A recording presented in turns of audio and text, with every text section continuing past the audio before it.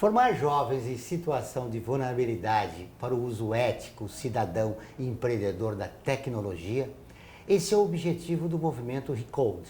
O projeto foi o único da América Latina selecionado para participar do Solution Summit, em Nova York, nos Estados Unidos, na sede da ONU. Hoje, vamos conhecer o projeto recebendo o seu fundador, Rodrigo Baggio. Eu sou Joel Scala e está no ar o Observatório do Terceiro Setor, o olhar da cidadania.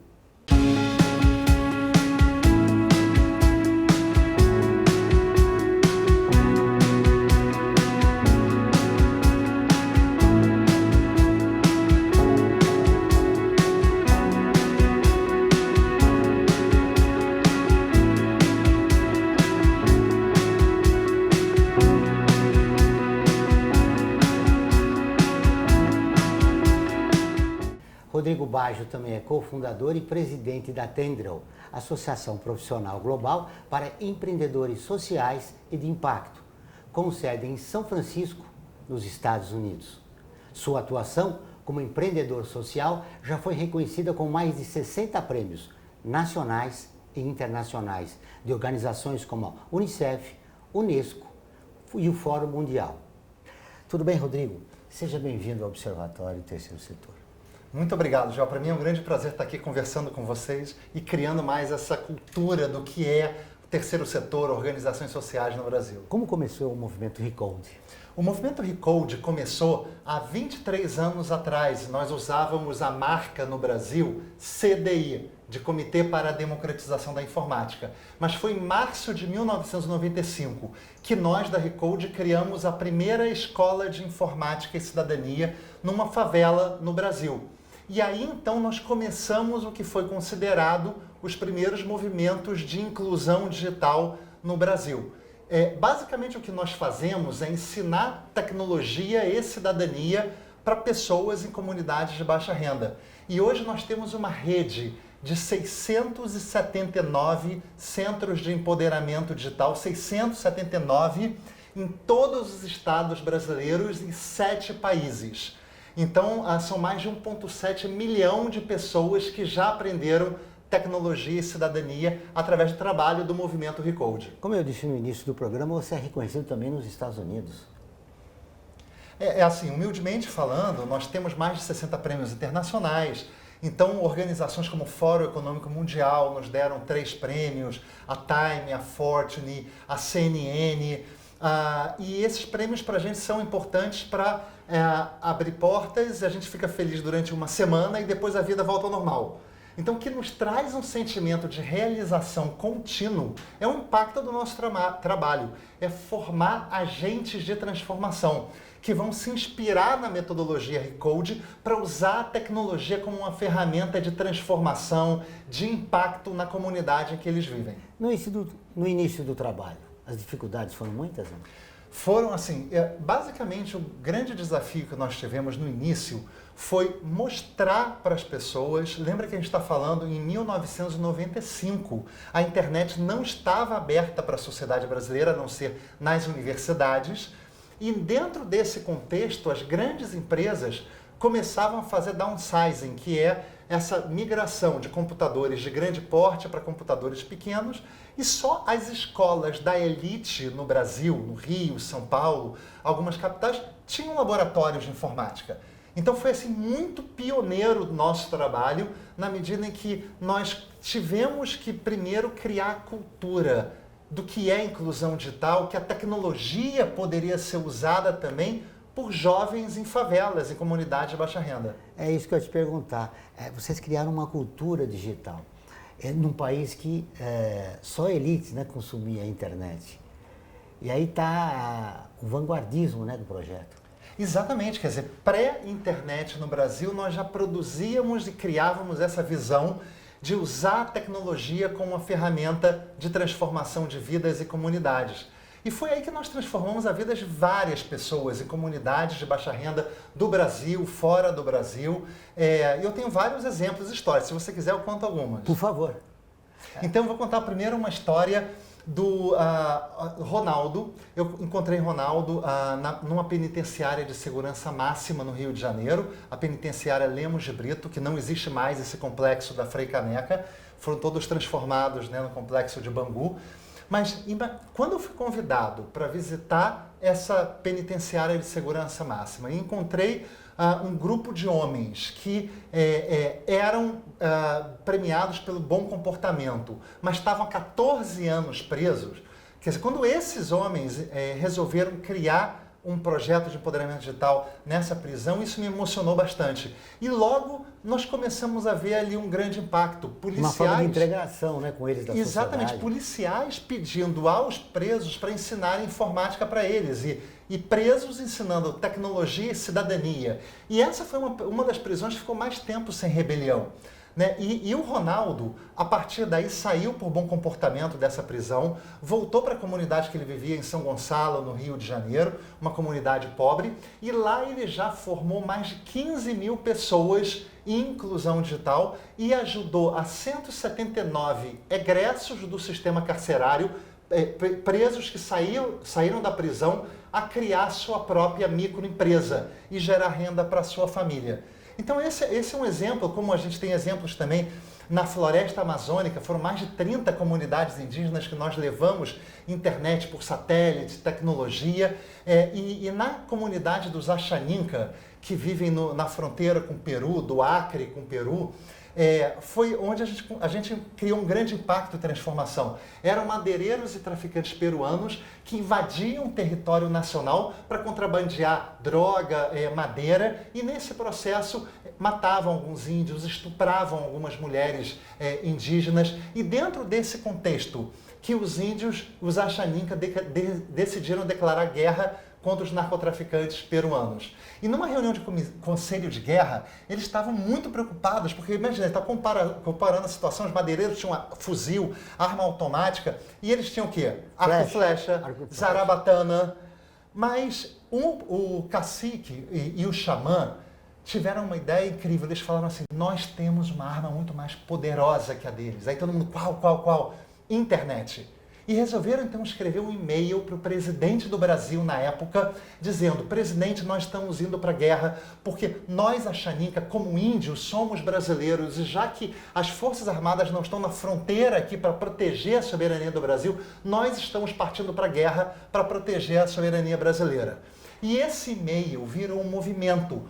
ONGs, movimentos ambientalistas começaram a repercutir esse movimento, que chegou à presidência da República. O presidente enviou para a FAB, as Forças Aéreas Brasileiras, que enviaram helicópteros que, dando rasantes no território indígena, fizeram os narcotraficantes fugir com medo, e os Axaninca ganharam a guerra. Ganharam a guerra, João, porque negociaram paz, usando a internet como uma ferramenta cidadã, que impactou esse momento histórico na vida deles. E principalmente levou consciência, né, a essa tribo. Exatamente.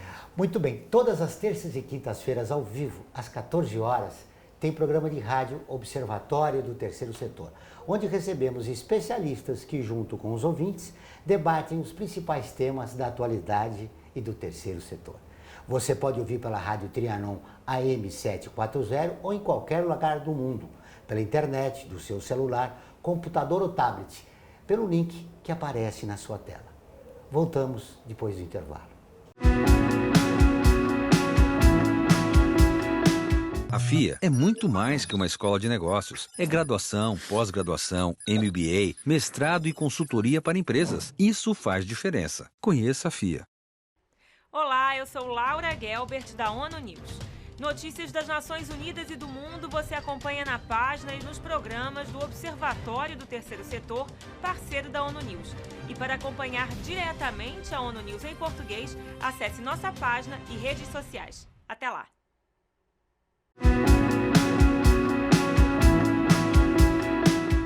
Voltamos com o Observatório do Terceiro Setor, o olhar da cidadania. Agora, vamos para o quadro Você Conhece? A escrava brasileira que, por lutar por sua liberdade, foi punida, sendo obrigada a ver a execução do seu companheiro. Mariana Crioula. Você conhece?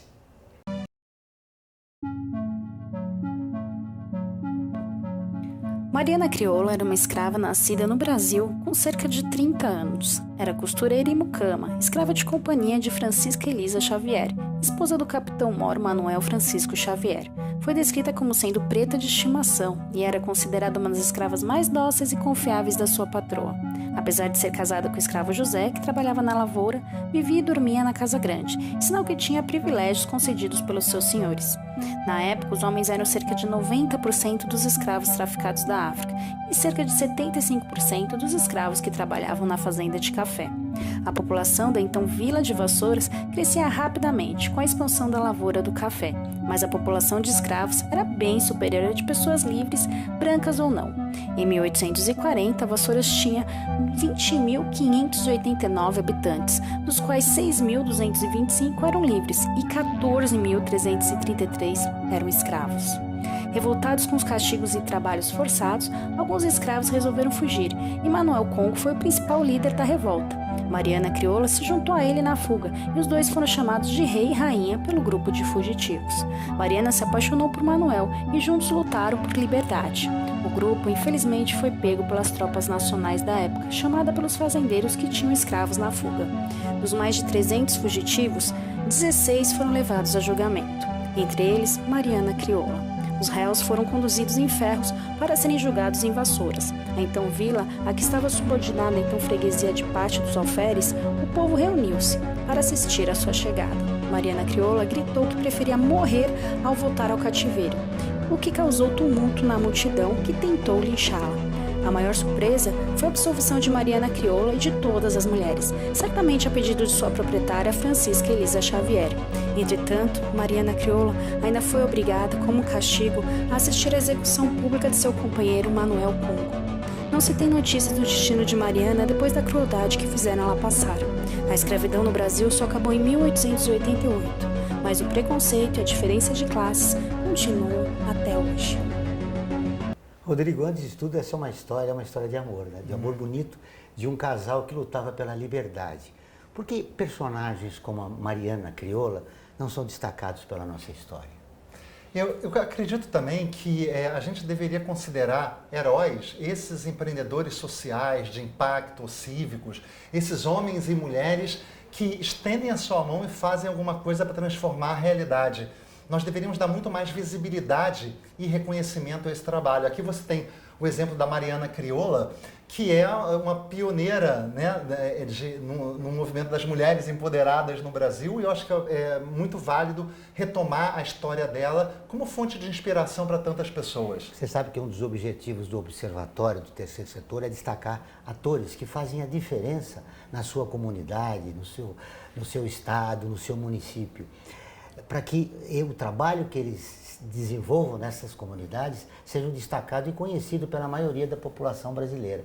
E o trabalho que você faz é fundamental, né, para formar empreendedores sociais no nosso país. Exatamente. Eu acho que quando você coloca essa missão de usar a televisão, a TV a cabo, a internet para dar visibilidade para empreendedores sociais, é importante dizer que hoje no Brasil a gente tem assim, uma quantidade muito boa de homens e mulheres que decidiram investir a sua vida para ser um empreendedor social, de impacto cívico, gerando impacto e melhoria na sociedade. Isso também nós queremos fazer com os jovens capacitados pela Recode, onde nós temos uma série de cursos e que nós trabalhamos com organizações comunitárias e comunidades de baixa renda, escolas públicas ou bibliotecas públicas ou comunitárias, em que essas organizações cedem espaço, educadores, internet, para que a gente possa estar fazendo as nossas capacitações e o nosso processo, a trilha formativa de inspirar um jovem a ser um tech empreendedor, um agente de empreendedor tecnológico. Então, se você conhece organizações comunitárias, ONGs, bibliotecas na sua comunidade, na sua cidade, que tem um trabalho bom, passa para elas o site da Recode, é recode.org.br, porque cadastrando no nosso programa, essa organização pode ser um centro de empoderamento digital e esse é o movimento Recode. Vamos espalhar esses cursos de empoderamento digital aonde nós pudermos no Brasil para inspirar essa próxima geração de empreendedores sociais, cívicos, de impacto. Rodrigo, você no bloco anterior fez um breve histórico, né, do trabalho do movimento Recode. essa nova etapa, quais são os novos desafios? Estamos em 2019. 2019, nós vivemos num mundo em que já acontece a quarta revolução industrial. A nossa sociedade foi totalmente transformada pelo poder das novas tecnologias. A gente está falando aqui de inteligência artificial, realidade virtual, realidade aumentada, internet das coisas. No final desse ano, as redes de 5G vão transformar a forma em que nós nos relacionamos com a internet. Então, essas novas tecnologias transformaram indústrias. E nós precisamos falar sobre essa transformação, essas novas tecnologias, para os jovens de baixa renda em comunidades, escolas e bibliotecas de todo o Brasil. Porque, afinal, se nós vivemos num mundo diferente, nós precisamos humanizar essa quarta revolução industrial. A gente precisa trazer ética e valores para essas novas tecnologias. E aí nós temos vários cursos que vão desde a introdução ao mundo digital, em que a gente forma pessoas em o que é inclusão digital, empoderamento digital, internet, mídias sociais, e o que é ser um empreendedor social de impacto cívico. E aí nós partimos para cursos como programando, né, que a gente ensina para os jovens a programar, hackeando o seu futuro, em que a gente fala muito de empregabilidade através da tecnologia, cursos de tecnologia exponencial, a gente ensina o que é inteligência artificial, realidade aumentada, internet das coisas, e ensina esses jovens a prototiparem ou desenharem um aplicativo, uma solução, usando essa tecnologia para impactar a realidade que eles vivem. Ou então um curso que a gente tem de realidade virtual 360. Como é que funciona isso? Você sabe o que é esse curso? Não Uma tenho parceria ideia. nossa com algumas empresas em que nós levamos capacitação em realidade virtual 360 para ensinar professores de escolas públicas em áreas remotas do Brasil a fazer um pequeno filme de realidade virtual 360, mostrando um desafio da realidade em que eles vivem. Então, é isso que a gente está fazendo, trazendo essas novas tecnologias para a população, né, de baixa renda, empoderando eles no uso e no acesso dessa tecnologia. O teu olhar para o futuro contamina. Todos nós estamos entusiasmados. Mas como se relacionar com esse momento que nós vivemos no país? Uma polarização, as pessoas brigando nas redes sociais a respeito do seu candidato, das suas ideias, com viés ideológico. Como é isso? Como você consegue conviver? Olhando para o futuro e vendo este presente. Joel, eu sinto que nós estamos em 2019 e precisamos virar a página de 2018. Foi muito duro, como você está falando, ver amigos, casais, pessoas brigando por um lado ou por outro lado. Mas agora nós temos um presidente que assumiu a presidência da República. Então o que nós precisamos fazer é apoiar esse processo, fazer críticas construtivas, porque afinal nós temos que atuar juntos para possibilitar um desenvolvimento do Brasil. Eu vejo assim que nas ONGs, existem ONGs de esquerda, de direita, de centro, mas existem ONGs, organizações sociais, empresas sociais que querem gerar impacto. E existem projetos importantes atrás desse trabalho. Exatamente. Então esses projetos que têm um plano de transformação da sua comunidade, do Brasil, que geram indicadores, resultados, impacto, que são quantificados de uma forma qualitativa, quantitativa. Isso que é importante, é gerar esse tipo de impacto. E talvez alguns desses projetos virem políticas públicas, e aí é importante a interlocução com o setor governamental, assim como o setor privado e o terceiro setor, que é o que a gente está falando aqui. É criar essas interconectividades. Fazer uma sinergia entre as partes. Muito bem. Já curtiu nossa página no Facebook? Não. Ela é visualizada por mais de 700 mil pessoas por semana. Está sempre atualizada com notícias do terceiro setor, do Brasil e do mundo. Faça como mais de 340 mil pessoas e curta nossa página. Vamos para um rápido intervalo e voltamos dentro de instantes.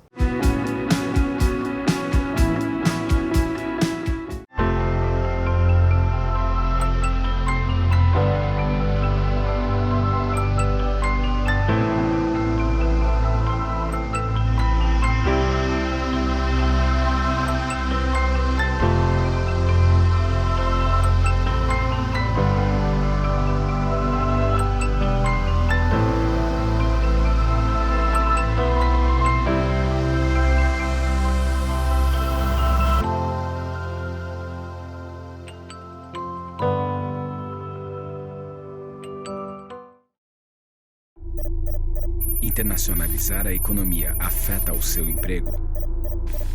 Para onde vai o Brasil? Ter opinião sem análise é só repetição. Repetição, repetição, repetição, repetição, repetição, repetição, repetição, repetição. Informação é importante. Análise é fundamental. Le Monde Diplomatique Brasil. Independente e crítico.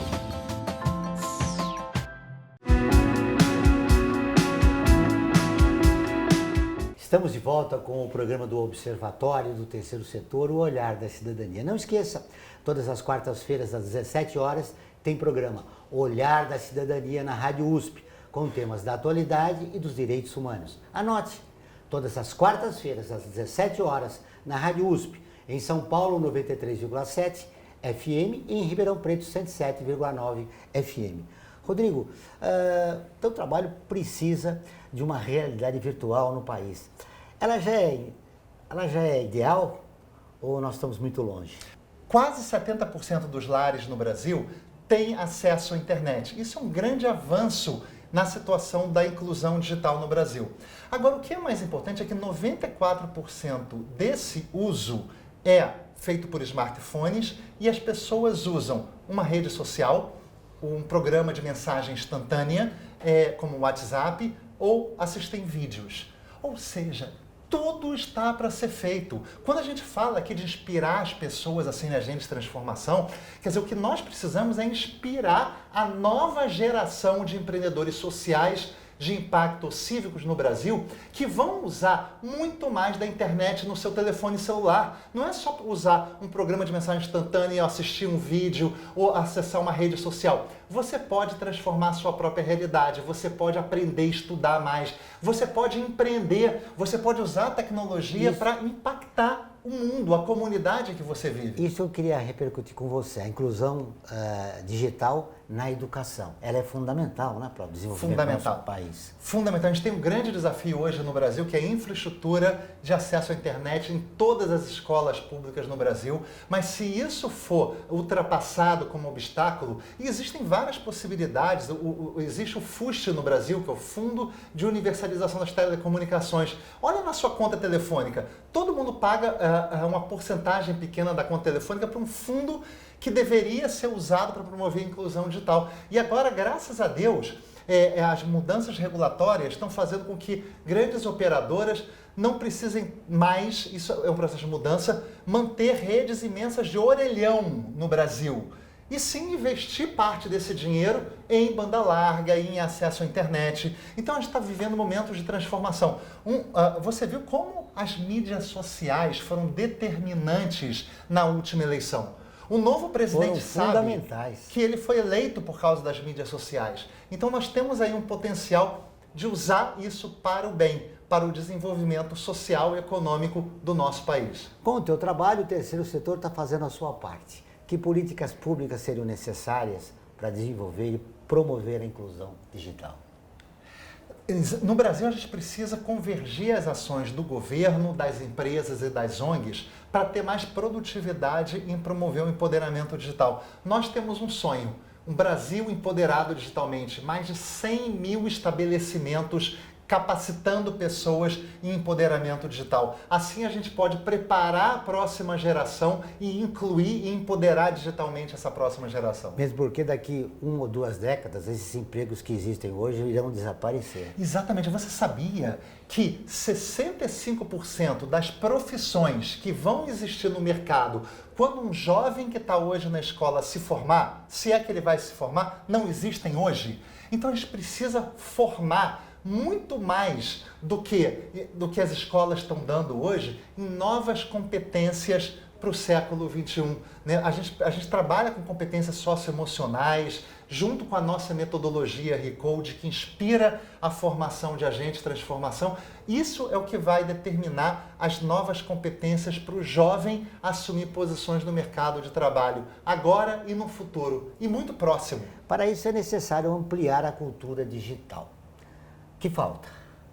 Que sugestões você daria? Ao longo do programa você já falou a respeito de uma série de iniciativas que já estão sendo feitas, que poderão ser feitas. Mas o que nós precisamos? Nós precisamos criar políticas públicas que possam atuar fortemente com o empoderamento digital em escolas públicas, em bibliotecas públicas e comunitárias. A gente precisa canalizar esses esforços, né, do governo, das empresas, para que a gente possa conectar o próximo bilhão de agentes de transformação na internet. Muito bem. Estamos quase no final da entrevista. Foi um grande prazer te conhecer. Parabéns pelo teu trabalho. Rodrigo, o que você diria para essa nova geração que ainda resiste esse processo de inclusão digital no nosso país? Eu diria para você, use a tecnologia não como um mero usuário, um consumidor, alguém que é manipulado por mensagens e algoritmos nessas redes sociais para o consumismo da nossa sociedade. Você pode ser um produtor de conhecimento, de informação, você pode publicar a sua informação, o seu conhecimento, e você pode usar essa informação para impacto e para transformação. Você pode ser um agente transformador da sua realidade. E você pode aprender muito aqui no Observatório do Terceiro Setor. Você pode procurar organizações que apoiam empreendedores sociais no mundo inteiro, como a Ashoka, como a Fundação Skoll, como a Fundação Schwab, que são grandes organizações que investem no terceiro setor, empreendedores sociais no mundo, e se inspirar com essas histórias de homens e mulheres que dedicam a sua vida para a transformação. Você pode fazer a sua parte e usar a tecnologia pode ser o grande acelerador para o seu impacto. E isso, Joel, quem trabalha na área social, quem estende a mão e ajuda uma pessoa a se levantar, se levanta também. É tão bom ser um empreendedor social, quer dizer, não só porque a gente se apaixona, nós temos brilhos nos olhos, mas isso nos inspira, mas a gente pode fazer muito mais. Quando a gente ajuda pessoas, a gente se ajuda e ajuda a nossa sociedade. Mas você também preside uma associação global, né? A Tendril. Exatamente. Tendril é uma palavra em tibetano que significa interconectividade ou interdependência.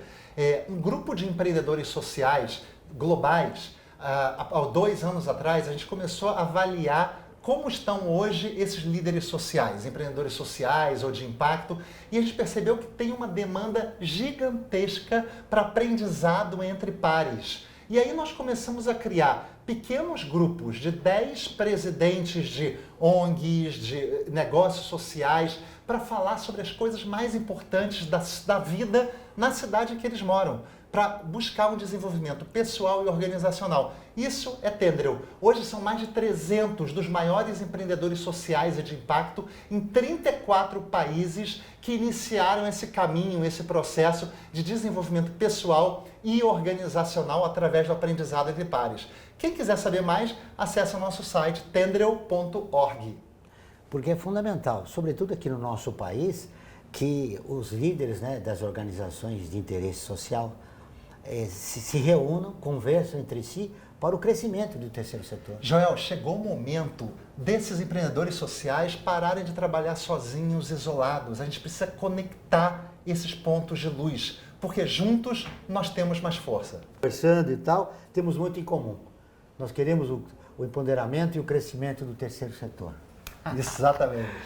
O Observatório do Terceiro Setor fica por aqui. Esse e todos os nossos programas de TV e rádio estão no nosso portal, acessado por mais de 200 mil pessoas de 173 países todos os meses. Acesse você também, observatorioterceirsetor.org.br. Contamos com você sempre na luta por uma sociedade mais justa, solidária e tolerante.